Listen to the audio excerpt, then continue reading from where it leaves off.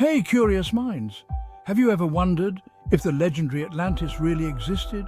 An advanced civilization, a devastating disaster, and an island lost in the ocean? Sounds like the perfect plot for a movie, right? But this story is not a modern invention. It's a story that comes to us from thousands of years ago, and today we're going to explore its mysteries, its possible truth, and the impact it has had on the culture and imagination of humanity. Are you ready to dive into this enigma with me? Let's go. The discovery that sparked controversy. In the year 2009, news spread around the world. Bernie Bamford, a British aeronautical engineer, claimed to have found what appeared to be a gigantic submerged city on Google Ocean. It was located between the Canary Islands and the Mid-Atlantic Ridge and had colossal dimensions, more than 100 miles wide and 3 miles deep. The media echoed the news, and soon the finding was linked to the mythical Atlantis. Had Bamford found proof of the lost civilization? Sadly, the excitement didn't last long. Experts determined that those lines were nothing more than marks left by ships when mapping the seabed with sonar. But even though this discovery turned out to be a mistake, interest in Atlantis remains stronger than ever. But where exactly does this fascinating story come from? The origin of the myth Plato and his dialogues. Atlantis is one of the few legends whose original source we can trace accurately. Its creator was Plato, the famous Greek philosopher. Around the year 360 BC, I wrote two dialogues, Timaeus and Critias, in which I described this lost civilization in detail. According to my account, the story of Atlantis came to me through a chain of oral transmission that began with the Athenian statesman Solon, who heard it from Egyptian priests during his travels. These priests spoke of an island that existed 9,000 years before and was larger than Libya and Asia Minor combined.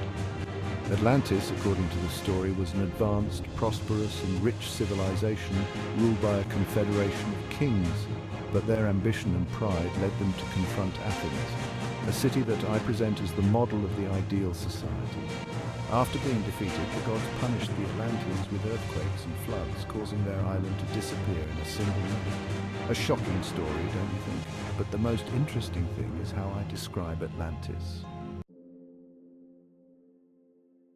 An island of wonders. Plato details that Atlantis was made up of concentric rings of land and water connected by bridges and canals. In the center of the island stood a mountain, where Poseidon, god of the sea, built a palace to protect his beloved Plato. The Atlanteans were rich in natural resources, including a precious metal called orichalcum, which Plato describes as almost as valuable as gold. They also had abundant harvests, unlimited wood, and a diverse fauna, including elephants. But what stands out the most is their political organization. The kings of Atlantis were obliged to rule by consensus, and their laws engraved on orichalcum columns promoted cooperation and peace. However, as in so many stories, greed and corruption ruined this paradise. Myth or reality?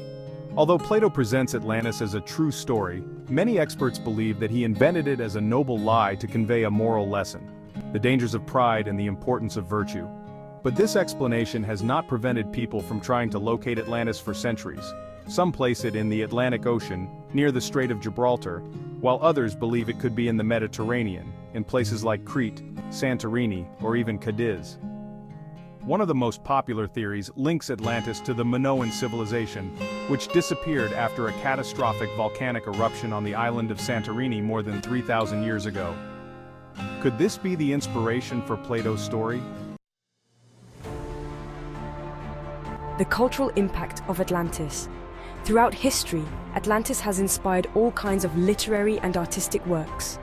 From Thomas More's Utopia to the novels of Jules Verne, through the pseudo-scientific theories of Ignatius Donnelly, who in the 19th century claimed that Atlantis was the origin of all advanced civilizations.